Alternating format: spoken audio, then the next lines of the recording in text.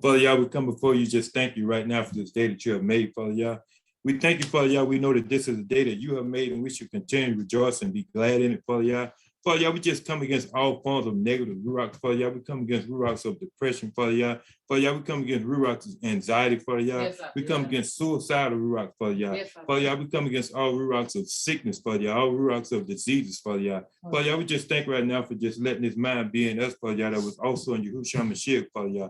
Father Yah, we just thank you for shalom on this day, Father Yah. Father Yah, we just magnify your name because you're worthy, Father Yah. Father Yah, I just want to just thank you right now. Just take the time to lift up the name of your son, Yahushua Mashiach, Father Yah. Father Yah, we just thank you. We're not trying to be commercialized, Father Yah, mainstream, Father Yah. We're going to be real, Father Yah. Father Yah, being real, we come unto you right now, just coming unto your gates with thanksgiving and praise, Father Yah. Hallelujah. We thank you right now. We lift up your heads, O ye gates, and be lifted up, ye everlasting doors. Father Yah, I just want to magnify your name, Father Yah. Come before you right now, unscripted, Father Yah. Come before your throne of grace boldly, Father Yah. Father Yah, we come magnifying your name, Father Yah. We come exalting your name, Father Yah. We come letting you know, Father Yah, you deserve all the esteem, Father Yah. Father Yah, we magnify your name right now. You deserve all the baraka, Father Yah. Father Yah, we magnify your name, Father Yah, because you're great, Father Yah. Because you're mighty, Father Yah. Because you're marvelous, Father Yah. We know that you are worthy, Father Yah. There's none like unto thee, Father Yah. We give you all the esteem, Father Yah. Father Yah, we know that all the glory goes unto you, Father Yah. Father Yah, we thank you right now, Father Yah. As we come unto you, Father Yah. Coming right now before your throne of grace boldly right now, Father Yah. As we come before your throne of grace, Father Yah, we let our request be made known, Father Yah. We thank you for your word, Father Yah, being a fire, Father Yah. Shut up in our bones, Father Yah. We cannot contain it, Father Yah. We thank you for the fire, the Ruach HaKodesh, Father Yah, begin to be contagious unto us, Father Yah. As we magnify your name, you're worthy, Father Yah. And we thank you, Father Yah. We go throughout this day, Father Yah, just giving you all the baraka, Father Yah. In the name of your son, Yahushua Mashiach, we pray, Father Yah. So be it. We're gonna get into the word. For what hit my ruach the other day was fire, and we're gonna kind of talk about fire, and we're gonna kind of see how fire relates to how Yah uses fire in the scriptures, how himself is a consuming fire, and how he does fire. So we're just gonna kind of look at fire, the definition of fire being a combustion or burning in which substance combine chemically with oxygen from air and give off bright light, heat, and smoke. And we know that the fuel of fire is the material, which would be the wood, whatever brass or paper, whatever it is that it takes to actually get it started, to get it ignited. And so we're going to look into this right here and see why the Most High uses fire. We know fire is used to purify things. We know fire is also used to destroy things. And so fire can be a punishment, and fire can also be a baraka for those that say blessing. And so we're going to get into the details of this for those that may watch this video later and don't really understand most of the scriptures. We'll kind of break it down on the ABC level of introducing how Yah looks and what the scripture describes him as in time that he appeared to individuals in the form of using fire. And so we're kind of going to go through a few scriptures, so be patient as we look at Yah calls himself a consuming fire. And as a side note, we'll see that one of the scriptures that I'll use, and a lot of them basically do this, when you're looking into the new and renewed covenant, the scriptures that they're using, unless something came up that they had to address, they're not making nothing up. They're addressing issues that were live, and they're echoing stuff that happened already. So there's nothing new. And so when they get you thinking like a New Testament, it's a new renewed covenant that we're under, but there's no New Testament. We're not doing a new thing. This is why we don't just throw away the old, but we have to realize what did we come into. And so when we look at this for what it's worth, we don't have to say, okay, certain things we know we don't do, like certain sacrifices, but we still would be keeping our culture. We were still in our land. So this is why we have to look at, don't be tricked by the Christian community, any community that wants to look at the Bible and divide it and say, okay, now we don't worry about keeping the commandments and doing everything in the past. Well, that's all they went back to when they would actually quote stuff. They would read from the scrolls of the past, of the prophets. They wasn't making nothing up. They just lived their life, and they were getting, certain ones were getting corrected about issues that were happening live on the scene. So this is part of what was mixed up into what we would call a New Testament, which is basically a new covenant. So when we see a scripture like Deuteronomy, being quoted from another scripture like Hebrews or something, it's just them telling you what the scriptures say. So there's no new Bible, nothing that's been written. This is what people get mixed up at. They're looking at the idea of people's lives being lived, being talked about, and then they're mixing it up with what really happened on the scene as these living apostles were actually living their life out, they're mixing that up with what they see going on in the past, as if like the past don't matter now because they've done this. But we have the whole Bible that we have to read. This is why I always make the comment, and I read the whole Bible, and I actually put, what needs to be rightly divided into its place. And so let's look and see what is Yah, and just kind of see how it compares himself to fire. And in the end, you'll see where fire will also be used as a punishment. And so let's look at Deuteronomy chapter 4, verse 24. It's going to be a few scriptures, so y'all kind of bear with me. Deuteronomy chapter 4, verse 24, and just kind of get an idea of what that says. It's kind of going to be some real brief scriptures to get a foundation laid. Be Deuteronomy 4 and 24.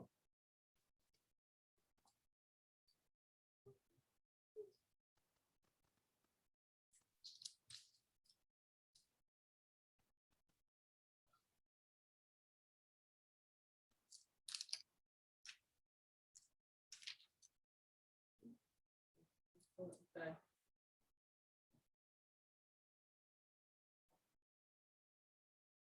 All right. Deuteronomy 4 and 24. And it reads, for Yahuwah Elohekah is a consuming fire, even a jealous El. Okay, and so basically, we're not going to turn to Hebrews. It's going to say the same thing. So in Hebrews 12 and 29, it says, Yah is a consuming fire. And so we just showing you how these scriptures are echoing each other, just as a footnote, just as a side note to kind of let you know basically that there's nothing new going on. When they quoted that in Hebrews, it was just quoting what Deuteronomy said. It was just explaining what it told them back then.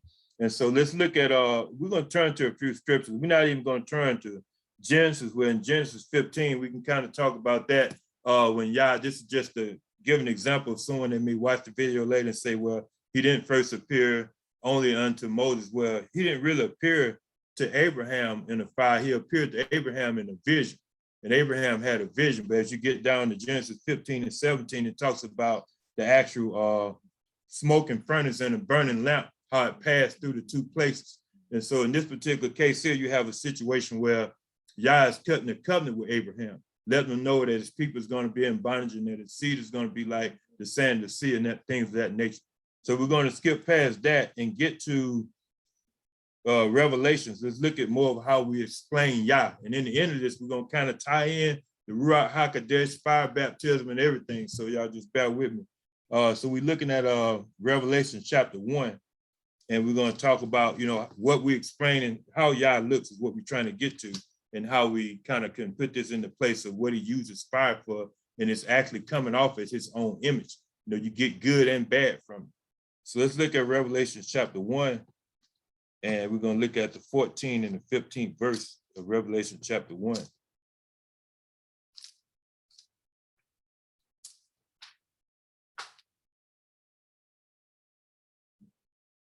Revelation 1 and 14, 15. Yeah. His head and his hairs were white like wool, as white as snow, and his eyes were as a flame of fire, and his feet like unto fine brass, as if they burned in a furnace, and his voice as the sound of many waters. So it's basically explaining right here, everything that it's explaining, and then it's using brass, because, brass is not going to be burned up. Brass is actually just getting purified even more. We keep looking at this right here, seeing that his eyes were like as a flame of fire once again. So we keep looking at the fire, just stick with the fire. We're going somewhere. We keep looking. We're just trying to explain Yah and what he looks like, and then how we can kind of put this back. And we understand that, no, he's not in this realm we're in. Like, we're in the flesh realm. And a lot of people keep trying to look at him as man. But Yah is not in the flesh. There's no flesh that should enter the kingdom of Shamayim, or people that say the kingdom of heaven. And so we keep looking at this here. Let's look at Ezekiel chapter 8. We got a few scriptures to turn to until we get to the point. So look at Ezekiel chapter 8. It's going to be verse 2 and 3. We're trying to explain, what did Ezekiel see in the vision? What did he see? What kind of fire did he see? And we keep looking at fire. We'll keep seeing how fire disrupts, how fire gets you kicked off, get you started, and how fire will destroy you. And so let's look at Ezekiel chapter 8. It's going to be the second and the third verse of Ezekiel chapter 8.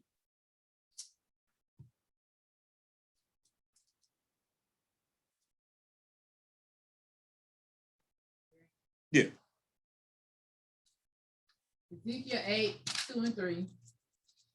Then I beheld, and lo, a likeness as the appearance of fire, from the appearance of his loins, even downward fire, and from his loins, even upward, as the appearance of brightness, as the color of amber. And he put forth the form of a hand, and took me by a lock of my head, and the Ruach lifted me up between the earth and the heavens, and brought me in the visions of Elohim to Jerusalem, to the door of the inner gate that looks toward the north, where was the seat of the image of jealousy, which provokes to jealousy. I had to throw that third verse in there. It don't go with it, the lock of my head. I had to put that in there for the people's sake. You know what I mean? It said it took him by the lock of his head. But the thing is, it just shows again how he's seen the likeness of the appearance of fire. And I'm trying to show you how we're going somewhere in the end. This is why when I tie this in, you'll see why I'm a big advocate of baptizing the way Peter said do it and not using John's baptism. Because John said, he that comes after me, he baptized in fire and Ruach HaKodesh. He said, I baptize with water, but there's one that comes after me was preferred before me. That's what he was saying. He says, so I must decrease and he must increase. And the increasing, the more that fire begins to come upon you, the more you begin to increase and begin to do the things of Yah. So this is the thing I'm trying to get at, to show you that it's not just that he looks like fire, he's using fire. And it's all the way to the point where he's going to give you a piece of that fire. And so let's look at what's going on here as we keep going to Exodus. We're going to get to Exodus. Matter of fact, let's go to Daniel chapter 7 first. It's Daniel 7, and that'll be the last one that kind of describes him as the Ancient of Days. And we'll get kicked in Daniel chapter 7, 9, and 10. It's going to talk about the Ancient of Days, and he's going to describe the fire he saw. And as we get through the fire description, we'll get into transferring this into how you can utilize a piece of Yah in this day and time. So look at Daniel chapter 7, 9 and 10.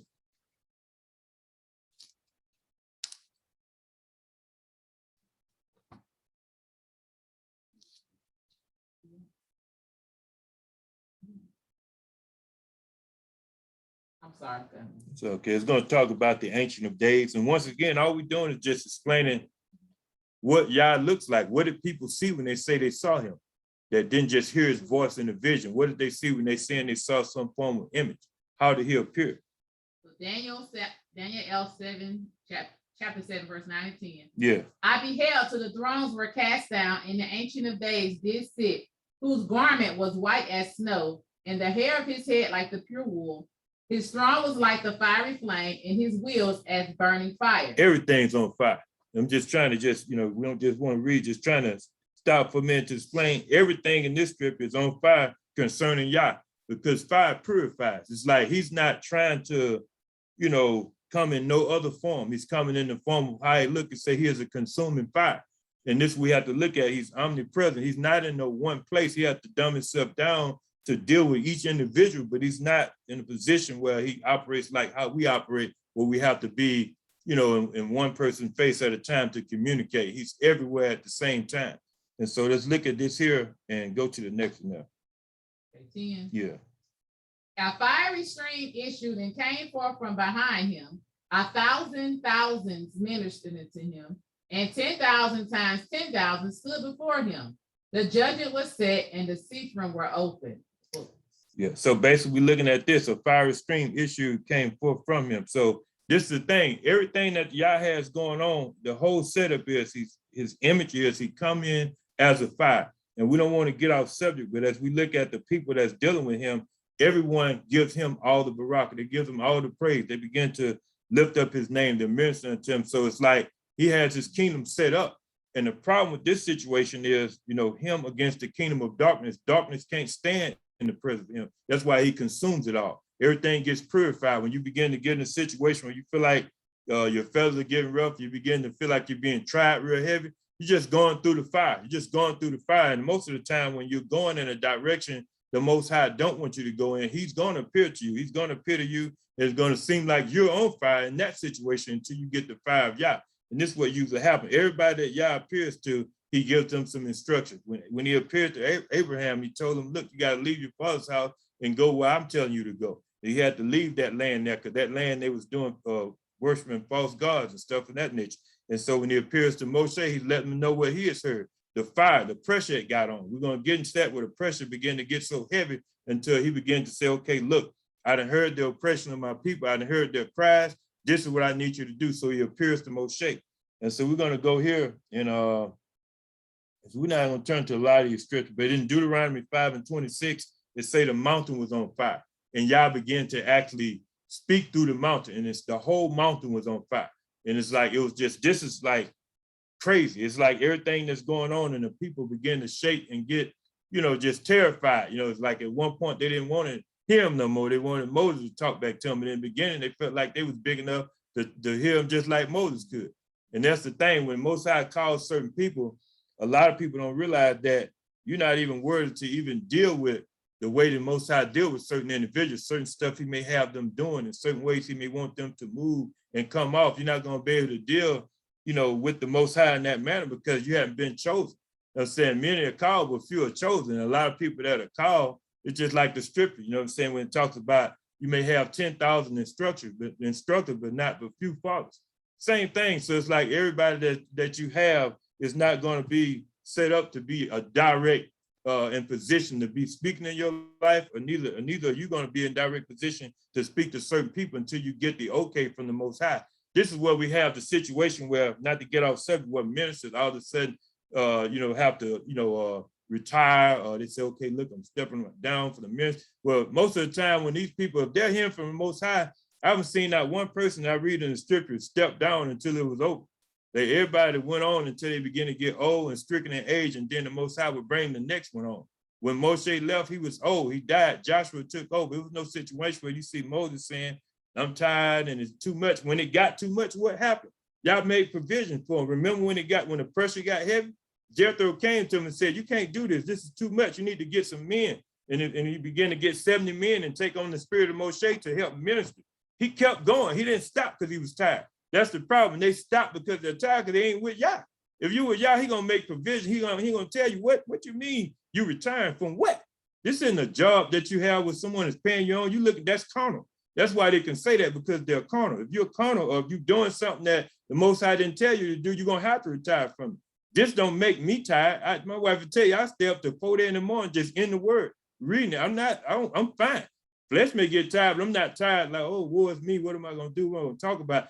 The Most High created all the words, all the alphabet. It's always gonna be something to talk about if you're in the Most High. That's it. It's never gonna be a time where there's nothing to talk about. You have to get it downloaded from him so he can give you what to say. That's the problem. But when you're trying to do it in your own flesh, you're gonna run out of stuff because you're trying to keep up with somebody, or a competition is probably going on. But when there's no competition, you just be calm, hear from Yah. He'll show you what he needs to talk about, what you need to talk about. So not to really get off subject, but I'm just saying it just behooves me when I see one saying they're taking a retirement or stepping away or something like, I'm like, stepping away from what? Were you ever into this? Like, I mean, like, you make me wonder, were you ever even involved in this for real? And if you're involved in this and you're in communication with the Most High, no one can stand flat-footed before me, 10 toes down, and say the Most High said, step away unless they're in sin or something, or doing something wrong. But if you're called by the Most High, there's nothing to step away from at a time like this. It's time to step forward, not away. And so it's like, just look at this here. And like I say, we're trying to build a foundation of the fire. When I was out there praying, it hit me, and the Most High deal with me in different ways. And I'll see something, I'll hear something, it'll come back up again. And I was in tune for what it was, and fire came up. And it was like fire came up, and it was like, just make the comparison of how I am a consuming fire, how I use fire. I use fire to punish people. I destroyed Sodom and Gomorrah with fire. Fire and brimstone rained down on Sodom and Gomorrah. And before he did that, he got out those people, Lot and his family got out of there before he done it. So for his wife to look back and turn to a pillar of salt. And so, yeah, so that's the thing, dealing with the fire. And so as we keep going, let's look at the showdown, I call it, on Mount Carmel. 1 Kings 18 is 36 and 38. 1 Kings 18, 36 and 38.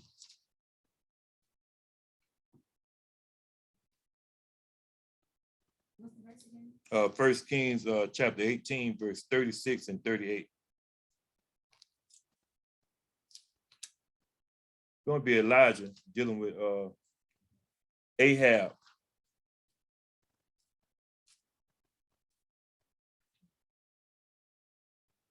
First Kings 18, 36 and 38.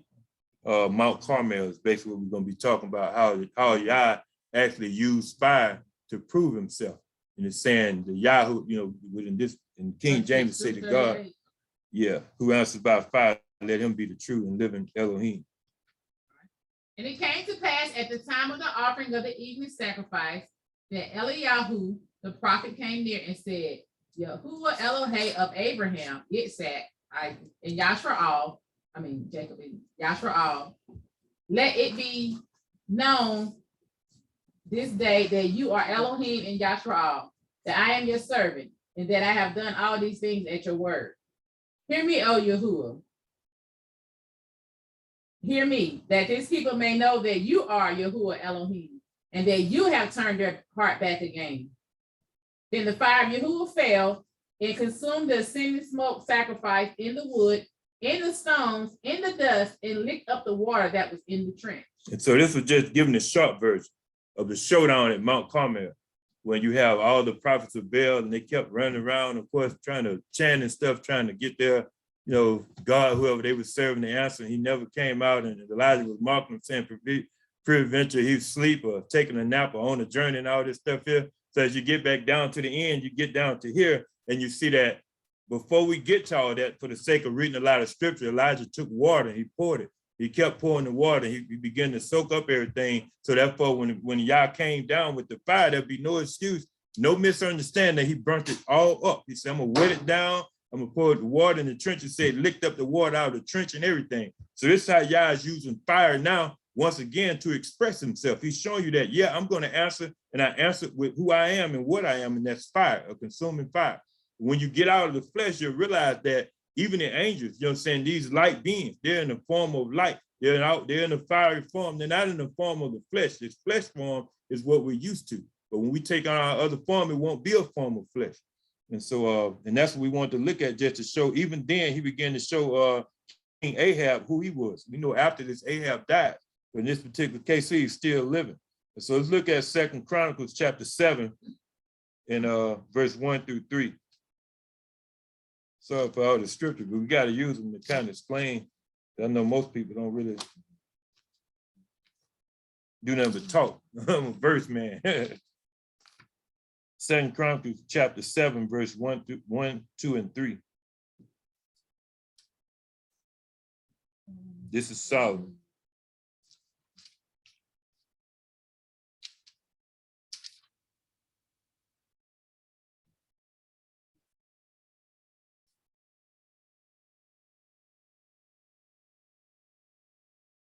Second Chronicles chapter 7. 1, 2, and 3.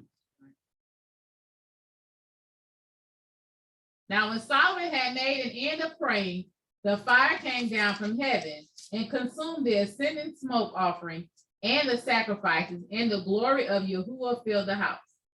And the priests could not enter into the house of Yahuwah, because the glory of Yahuwah had filled Yahuwah's house.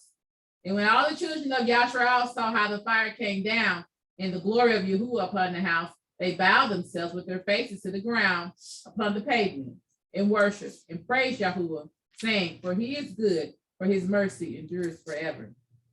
So basically, this is Solomon. And in this particular case here, we see this is Solomon, he's offering up his sacrifice unto the Most High. And when he finished praying, it say Yah came down to consume. It consumed it. That fire consumed it. It say he has a consuming fire. He took it and consumed it. I mean, he accepted that. That was the offering that he looked at as being a sweet smelling savior unto him. He said, okay, look, this offering is acceptable in my sight. We know at one point Solomon offered 1,000 burnt offerings, and Yah asked him in the dream when he appeared, what do you want? He said, since you didn't ask for riches, you asked for knowledge, wisdom, understanding, I'm going to give you this. I'm going to give you the riches. And so we know Solomon began to be wealthy and had great business. And then the next, down the line, he offered 100 and something thousand burnt offerings. And he just kept increasing more and more and more.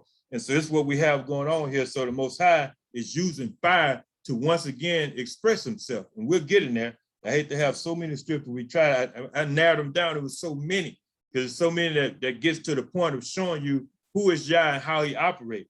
And as we go down, we're not going to look at a lot of these other scriptures, but looking at Ecclesiasticus, which is in the Apocrypha, it says gold is tried in the fire. It's chapter 2, verse 5. We don't have to turn to that. And so gold is tried in the fire because fire is also purified. So if you have gold that's not purified, it'll actually begin to melt off all the bad parts of it and get it to the point where it'll get smaller and to the point you have a more purified piece. And that's what you have going on now. Let's look at Jeremiah, one I won't skip over. Jeremiah chapter 20, verse 9.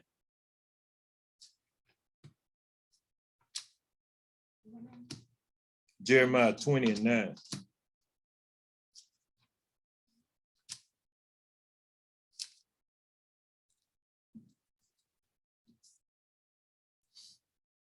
Jeremiah 20. Yeah, verse 9. Verse 9. Then I said, I will not make mention of him, nor speak any more in his name. But his word was in my heart as a burning fire, shut up in my bones. And I was weary with forbearing, and I could not stay. And this is the thing. This is why I was saying the individuals that are saying they don't have anything to say, or they can't, they're saying they're taking a break or whatever the case may be. We see right now that this is Jeremiah, Yirmiyahu, which is actually a prophet of Yah. And we see at this point, he said to the point where I couldn't even hold it no more. It got to a point he didn't want to talk about it no more. It was just a whole lot went behind this. If you look at this, prior to all of this, Jeremiah had got thrown in what they say the stocks, which is really a form of prison. And when Jeremiah got in there with so much stuff going on, I guess the pressure and stress of telling people what Yah say began to get to him. And he was like, look, I can't do this no more. I can't keep saying this stuff because people get mad and they want to, they want to take him out and everything. They wanted to kill him. And so it's to the point we say, look, I'm not going to say anything else. And it got to a point where he can't contain it. It said it began to be like a fire, shut up in his bones. He couldn't contain it. He had to let it out. So if you're real and you're in Yah and you really have the Ruach HaKodesh, you're not going to be able to be secretive about this. You're going to have to express this to somebody. It's like when you come into the truth, it's kind of like when you remember when you first get saved. It's to the point where you want to share it with everybody. You're on fire. You want to tell everybody about Yah. You want to tell everybody back then it was God. Because we didn't know, we knew, but we wasn't using certain names back then. It was like we were using a common title. And you wanted to tell everybody about it. And everybody you ran into, you was witnessing to them. That's the fire right there. That's that fire. That's why you have to revisit that place, wherever you was at that mental state. Go back and revisit that place to the point where you notice that when you was on fire, think about what you was doing. Think about what was going on in your life that caused you to feel that way. What was happening? You know what I'm saying? It's like you probably wasn't doing certain things you're doing now, or you probably in a position where you was operating just a little different. You probably saw life a little different. And at that point, I remember when I first came into it was like I just felt like I was just on cloud 9, 24/7. It's like all I did was read the word and pray, fast and stuff. It's like everybody I ran into, I wanted to tell them something about Yah. It was just, just a lot, to just kind of contain it. I can't contain it. I had to just tell somebody, so it's like, and that's how it is too, when you stop talking about it and then something happens, maybe an event happens in your life, or maybe you just get the wake-up call from Yah in general, and then you take back off again. You begin to ignite over again. You begin to be on fire once again. And so that's what happens there. Things happen sometimes to get you back on fire that are bad. And sometimes things happen that are good that cause you to get back on fire. So basically we looked at those things there. So Jeremiah, and as we look further, even certain scriptures talk about, in Jeremiah where it says, not my word like a hammer. It's not my word like a fire. And this we begin to say in the book of Jeremiah. He was talking about the prophets that was actually wanting to prophesy dreams and stuff like that rather than prophesy his word. Let's go to Jeremiah chapter 23 at the 28 and 29th verse. Jeremiah 23 starting at the 25th verse.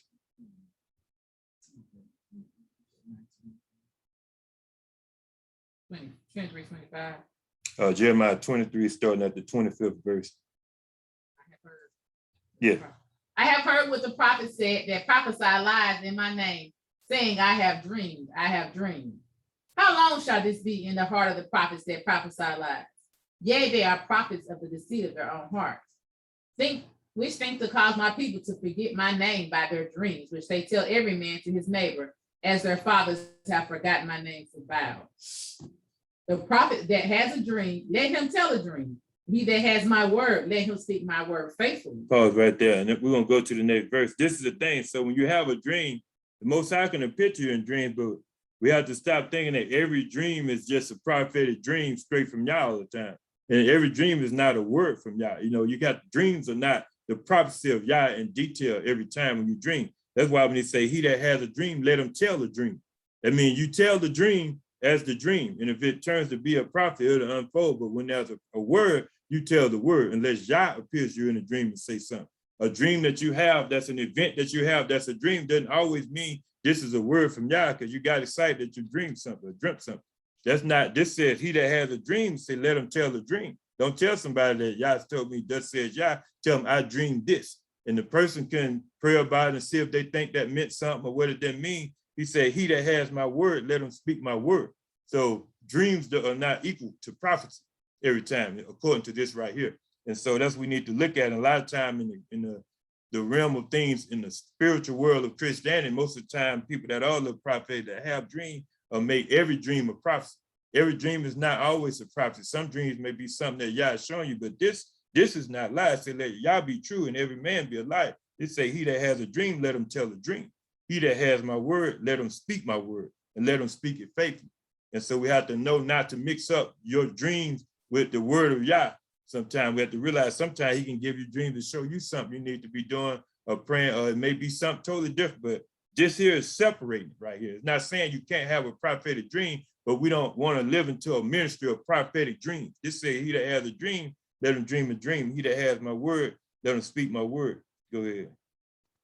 29th verse.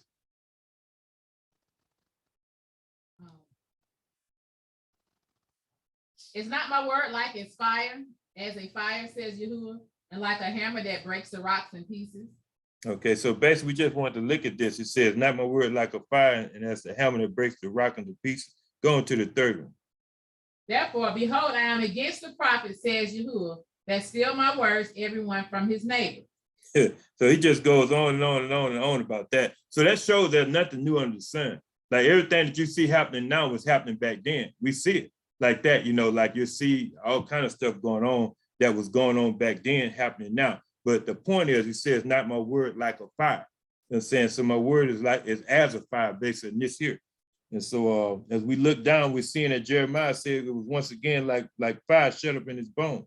So we're going to get into now, as we looked up, what is Yah's word? How do he appear? How does he look? Eyes as a flame of fire, feet like brass. We see his hair white like wool. We see how he looked. We see how he appeared. We see how he kept, appearing to individuals.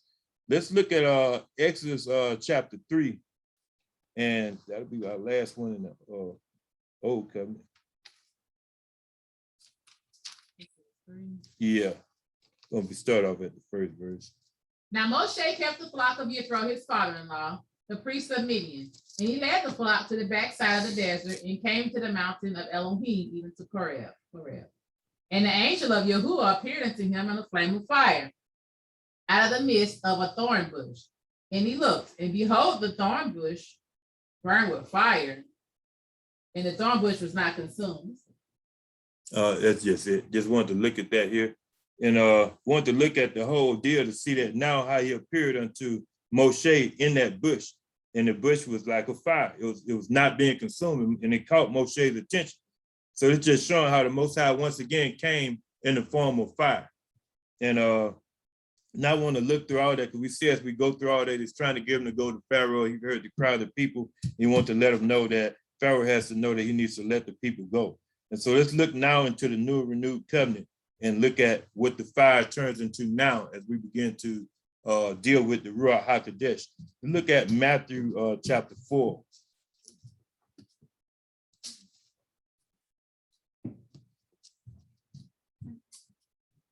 Matthew chapter 4, starting at the, we're just going to look at the,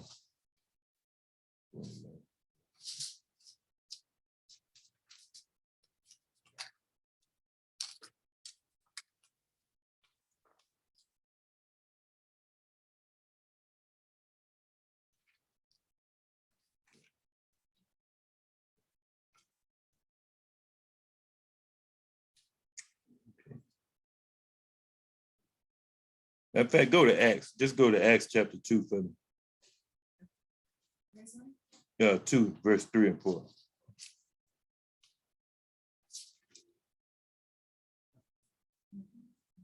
Let's go over a few more pages. We didn't go to Matthew because I explained that when it was John the Baptist that was talking about. Yeah, Acts chapter 2, verse 3 and 4.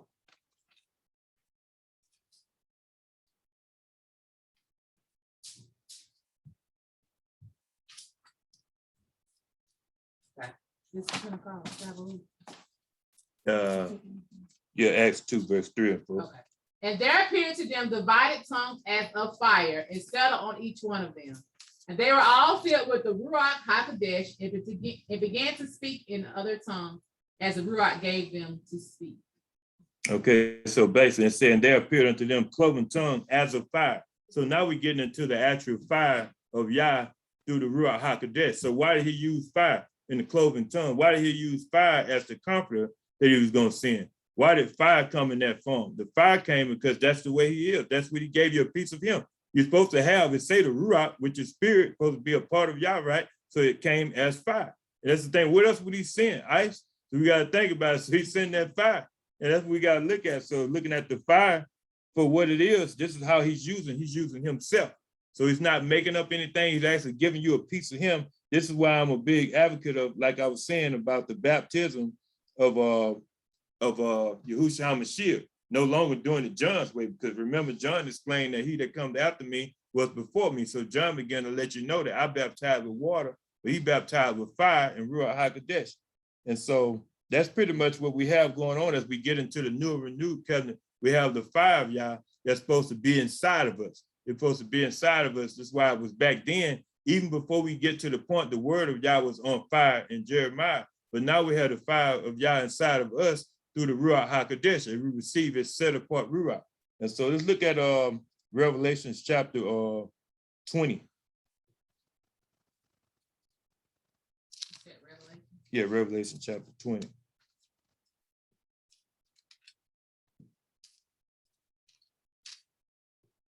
Verses 9 and 10. Revelation 20, verse 9. And they came up over the breadth of the earth and surrounded the camp of the Kodeshim in the beloved city. And fire came down from Elohim out of the Shamayim and consumed them. And the devil who led them astray was thrown into the lake of fire and sulfur where the beast and the false prophet are. And they shall be tortured day and night forever and ever. So this was after the 1,000-year reign. So after the 1,000-year reign, it began to show us, say they went up upon the breadth of the earth. And we see at this point in the battle, Satan loses. And he actually goes to where he's going to go. Now we see now it say hell is cast into the lake of fire and brimstone. And so this is where he went. It say where the beast and the false prophets are. So that's where, so everything has transferred now into a place. In the end, it's going to transfer into a place of punishment. It's an eternal fire and damnation. That's what happens in the end. So we go from the beginning, how the Most High used fire to represent himself, how he used fire to appear before people, how he appeared before Moshe in the form of fire, and how he appeared before, if we look at Daniel, when he saw the vision of fire, Ezekiel, when he saw the vision of fire, and we see in Revelation how they explain fire, say, talk about his eyes as a flame of fire, hair white like wood, feet like fine brass, because brass, it just keeps going. It's not burning up, it's not being consumed. So he's in everything he does that's a part of him is able to sustain the fire.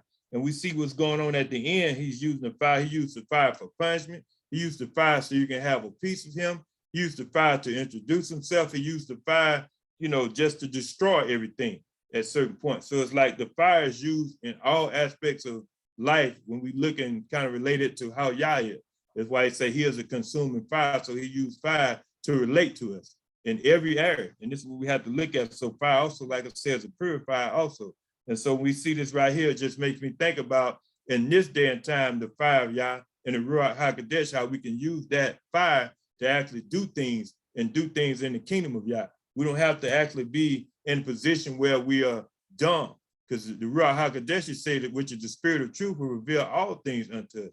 And so we'll begin to get things revealed unto us that we wouldn't know with our natural mind, but with having that fire inside of us, it'll begin to show us things that our natural mind won't understand, which goes back to some things that we're not going to get into when it talks about when the apostles say for our prayer and their understanding, and then I also pray in the Ruach like that. And so ones that don't understand that or don't receive that, usually they go lacking, because there's certain things that you can't even accomplish in the natural realm, just trying to just pray naturally. You will get there, but you're going to get there a lot slower. You know what I'm saying? It's like you can use whatever form of baptism or whatever form of ministry you want to use to get to a point and say, okay, I'm trying to reach to the end and get to where Yah is. But until you come down that straight and narrow road, it's going to be hard. Things are going to be hard for you. And what makes it hard is the fact that you have to acknowledge the fact that Yahushua Mashiach is your Savior. He is the one that actually came, died for you, went to the stake and went to the right hand of Yah, who makes intercession for you now. You have to know that you have a mediator for one thing, and that mediator sent you this fire, which is the comforter, that he said he couldn't send until he leave. And this is where we're at now with it. That we have the fire inside of us, and ones that don't have it are supposed to have that fire, which is a piece of Yah. This is why once you're actually baptized, you're baptized, and that fire is supposed to be a part of you at that point. Doing it the water way doesn't bring fire. It's just water. You just go down and you come up. And so you're not taking on the body of Yahushua Mashiach. You're not taking on his form by just using John's form of baptism. And this is where most ministers lack knowledge with the idea of saying, okay, it's not a big deal. Well, it's a big deal to me because I understand it. The word say too much is given, much is required. So since I know better, I have to do what the word says do, not what the majority of people are doing. And it's like in the Most High, when he uses you, he's not calling you to be a follower of trends and people that's doing things that's the most popular on social media. I don't even really like looking at that unless it's something I can get out of it that can bring a profit or something when it comes to most of the social media stuff. There's a lot of garbage on it most of the time. So for the most part, you can get on there and get misled and not know what you're supposed to be doing. But if you're really hearing and listening to Yah, the end of the matter is you winding up with the Ruach HaKodesh and having that fire. And once you have that fire, you'll know what to do. That fire begin to teach you certain things that it'll bring things back up to your remembrance. If you're a student of this word and you have that fire, it's going to bring scriptures back up to you. It's going to bring things back to you. You're going to start looking at things different than what you was looking at them when you didn't have the fire. It'll begin to convict you. It'll begin to let you know when you've done something wrong. So most people that I see are moving recklessly in what we call the walk don't have the fire, because if you have the fire, it won't cause you to move that way, or it then die down and need to be lit again or something. Because it's like when you have the fire, you're not doing things to try to slander people all the time.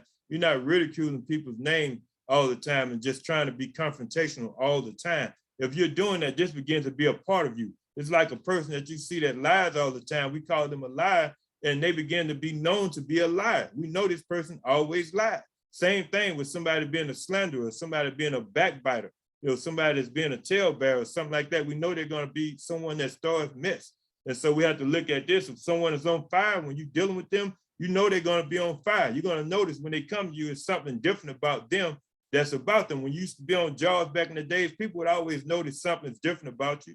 I know when I was on jobs, people would say, okay, man, what is it about you? Like I see you sitting over there, you're reading the word and you don't really say much to nobody hard, like what's going on? They know something special and they'll begin to talk. And as you talk to them, they'll begin to take a liking and want to know about what has you acting that way when you're not partaking of the things they're partaking of.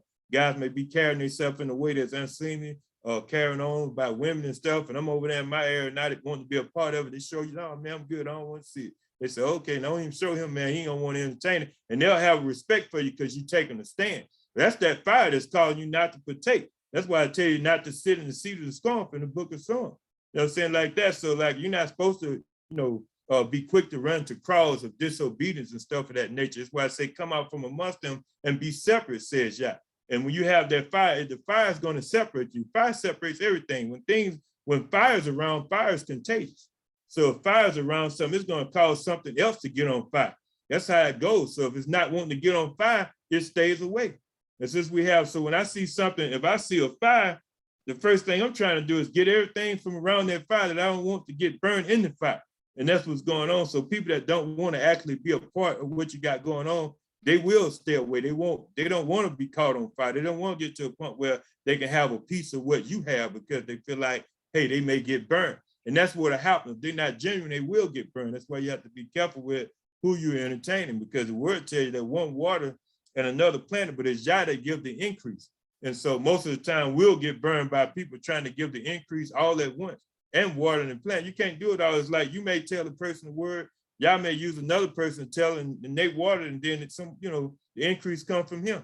But we can't look at it now as all the time where we run into somebody, we're trying to give them the whole package sometimes. Sometimes the Most High I was talking to a young man the other day and I was telling him a few things, and few little things he was cool with, and he was all right, so then y'all didn't show me to go in for the kill and just try to he told me kind of back off a little bit, and I felt like that, and that kind of was a mutual thing. So I know when I see him, I may see him later. He may say a little bit more, and then it may get to a point where now, hey, look, it's time to go and unfold. And so you have to kind of know when to move forward. This is the wisdom. Like that fire is going to possess all those gifts and stuff. Adam had all those gifts back before he got kicked out of the garden. He had it all. He wasn't missing nothing. You had to have these kind of gifts to name all the animals and all this stuff, and to be able to call forth everything. And it's like he had to have it. And so this is the thing, being restored back to our state that we were at prior to being, in sin. This is why Yahushua Mashiach is the second man Adam. He's putting us back in position where we were before we actually got to a point where we was in the fallen state. In order to get to that point, you have to have the fire. It's almost impossible to make it because the gift of discernment is a part of that fire. Like that. So it's like, if you don't have the gift of discernment, which I know a lot of people that don't have it, and they're moving recklessly. They don't have the gift of discernment. So the fire is not in them. It's not moving in them to actually make them feel confident.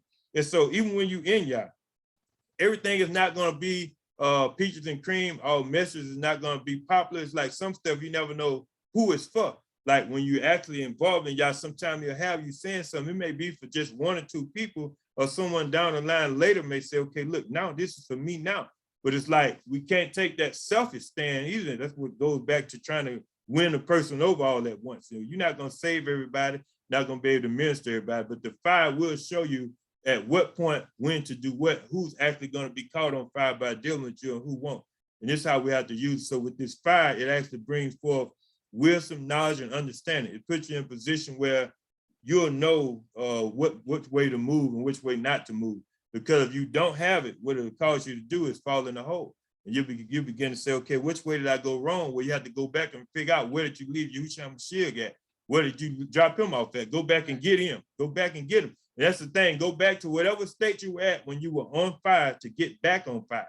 You have to just put yourself in position and say, what was I doing different than what I'm doing now that caused me to feel like I feel at this moment and don't feel like that anymore? And sometimes you simply have to don't forget the things that we see the walk has kicked out, things like the praise and worship, stuff like that. Like, doesn't make Christianity hijack this. This is the truth right here. We can't look at coming out of Christianity and coming out of some camp you came out of, or wherever you may have come from, and say, look, now we don't have to do this because this is what they did. They're doing what this was going on. We see Paul and Silas were praising and singing songs. It says at midnight when the chain began to break and everything began to happen, when Yah began to make everything quake. So we have to look at all this stuff. Daniel was praying. He was praying. Remember, and say he began to say, look, hey, look, I heard you from the very first time, but for 21 days I was held up by the prince of Persia. So we have to keep the prayer in our life. We have to keep the praise and the worship in our life. This is going to be the key. This is the breakthrough here, and have the praise of his people. When you have free time, make sure you don't forget to praise Yah. Don't forget to exalt his name and lift him up.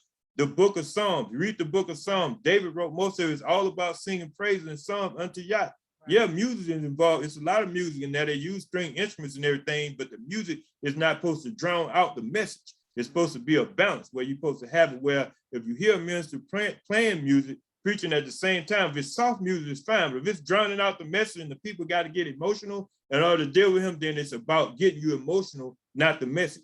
So if you hear the message is supposed to put you on fire, and the music is used to praise Yah, not to get nothing going, anything like that. So this is what we have to look at. So he put this fire on my heart, and the fire was just showing that, fire was how he represents himself. It's how he is. He's a consuming fire. He's not in the flesh form.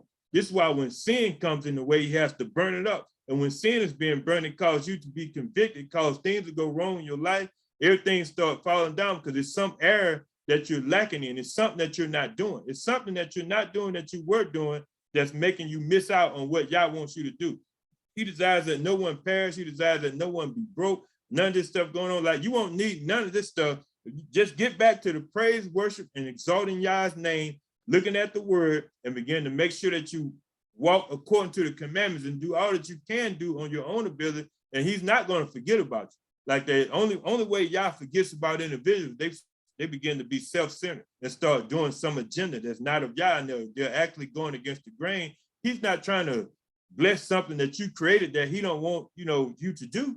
That's the thing. So we have to realize if you're doing the will of Yah, he's gonna bless you. You're gonna be in a position where you're not missing out. So just look at this and just look back over this. If you see the video, look at, fire, and kind of put the idea of looking at how Yah is in your head. What is he? What did he use fire for? Fire in the end is used for punishment. Fire is used as a part of you to have a piece of him so that you can have a piece of him until you transform out of this fleshly body into the body that you're going to have in the end.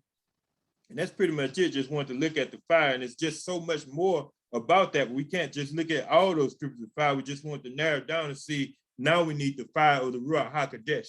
That's what it boils down to. And so with that being said, I'm going to close it out with prayer and we're going to end this session. Father Yah, we just thank you right now for the word that went forth. We thank you for that we realize that we have to have that fire of you in our life, Father Yah. We thank you right now for those, Father Yah, that need to be reignited or the fire needs to be relit, Father Yah. We thank you right now you begin to be like a fire shut up in their bones that where they cannot contain it, like Jeremiah. We just thank you in the name of Son Yahushua Mashiach, we pray, so be it.